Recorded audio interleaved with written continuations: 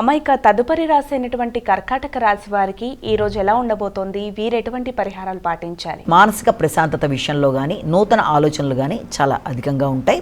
అలాగే మైత్రి బంధాలు పెంపొందించుకోవడానికి విశేషంగా కృషి చేస్తారు. దూర ప్రదేశాల్లో ఉండే వ్యక్తులతో సంప్రదించి చక్కటి నిర్ణయాలు వృత్తిపరంగా తీసుకుంటారు. మీ యొక్క ప్రతిభకు సంబంధించిన గుర్తింపు, గౌరవం లభ్యమవుతుంది.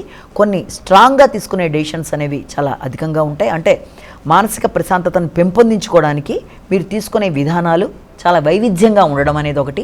తర్వాత మనసులో కొత్త రకమైన ఆలోచనలు, కొత్త కోరికలు మొదలైన వాటికి ఆస్కారం ఉన్న రోజుగా ఒకటి మనం దీన్ని భావించవచ్చు. సింహరాశి.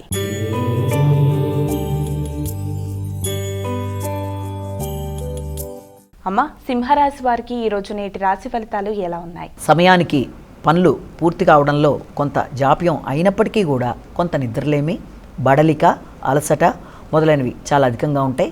మనసు కొంత చికాకులు అనేవి అధికంగా ఉండడం అనేది, చేస్తున్న కార్యక్రమాల్లో ఇతరుల జోక్యం లాంటిది కొంత ఇబ్బంది కలిగించే అవకాశాలు లాంటివి ఉన్నాయి. తెలియని లోన్లీనెస్, మానసిక ప్రశాంతత కొంతవరకు తగ్గడం, అలాగే వచ్చిన ఆలోచన పదే పదే రావడం, మనసు కారణం లేకుండా చికాకుగా ఉండడం మొదలైన వాటికి ఆస్కారం ఉండే సమయంగా కూడా ఒకటి మనం భావించవచ్చు.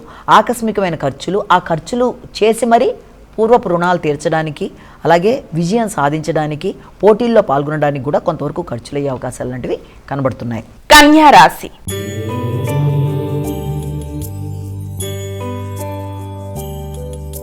అమ్మ, ఇక తదుపరి రాశి అయినటువంటి కన్యా రాశి వారికి ఈ రోజు ఎలా ఉండబోతోంది? వీరు ఎటువంటి జాగ్రత్తలు తీసుకోవాలంటారు? దూర ప్రదేశాల్లో ఉండే మిత్రుల సహకారాన్ని పొందుతారు. మంచి చర్చలతో విజయాన్ని సాధించడానికి ప్రయత్నాలు చేస్తారు. అంతేకాకుండా వ్యక్తుల సహకారం బాగుంటుంది. ఆగుతూ వచ్చిన పనులు చక్కగా నెరవేరుతాయి.